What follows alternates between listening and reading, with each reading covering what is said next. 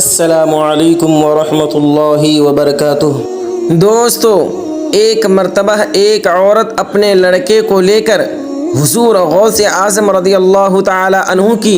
خدمت عالیہ میں حاضر ہوئی اور عرض کیا کہ حضور، یہ لڑکا آپ سے بے حد محبت و عقیدت رکھتا ہے، آپ اپنی غلامی میں اسے قبول فرمائیں اور شریعت و طریقت کی تعلیم سے آراستہ فرما دیں۔ وہ عورت یہ فرما کر اپنے لڑکے کو حضور غوث اعظم رضی اللہ تعالی عنہ کے پاس چھوڑ کر چلے گئی اور وہ لڑکا عبادت و ریاضت میں مشغول ہو گیا۔ پھر کچھ دنوں کے بعد وہ عورت اپنے لڑکے کو دیکھنے کے لیے آئی تو کیا دیکھتی ہے کہ اس کا لڑکا جو کی روٹی بغیر سالن کے کھا رہا ہے اور کثرت عبادت و ریاضت کے اثر سے بہت دبلا اور لاغر ہو گیا ہے۔ پھر جب وہ عورت بارگاہ حضور غوث اعظم رضی اللہ تعالی عنہ میں حاضر ہوئی تو کیا دیکھتی ہے کہ حضور غوث اعظم رضی اللہ تعالی عنہ مرغی کا گوشت تناول فرما چکے ہیں اور ہڈیاں برتن میں رکھی ہوئی ہیں۔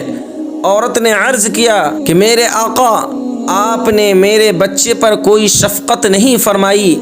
آپ تو مرغی کھا رہے ہیں اور میرے بچے کو جو کی روٹی سوکھی وہ بھی بغیر سالن کے کھلا رہے ہیں۔ یہ سن کر ہمارے آقا حضور غوث اعظم رضی اللہ تعالی عنہ نے اپنا دست مبارک ان ہڈیوں پر رکھا اور فرمایا، قومی باذن اللہ الذی یحیی العظام وہی رمیم، یعنی اے مرغی، تو اس خدا کے حکم سے زندہ ہو کر کھڑی ہو جا جو گلی سری ہڈیوں کو زندہ فرماتا ہے۔ دوستو، حضور غوث اعظم رضی اللہ تعالی عنہ کا حکم سنتے ہی مرغی زندہ ہو کر کھڑی ہو گئی اور بزبان فصیح یہ پڑھا، لا الہ الا اللہ محمد الرسول اللہ الشیخ عبد القادر ولی اللہ۔ تب حضور غوث اعظم رضی اللہ تعالی عنہ نے فرمایا کہ اے بوڑھی ماں، سن، جب تیرا بیٹا اس درجے تک پہنچ جائے گا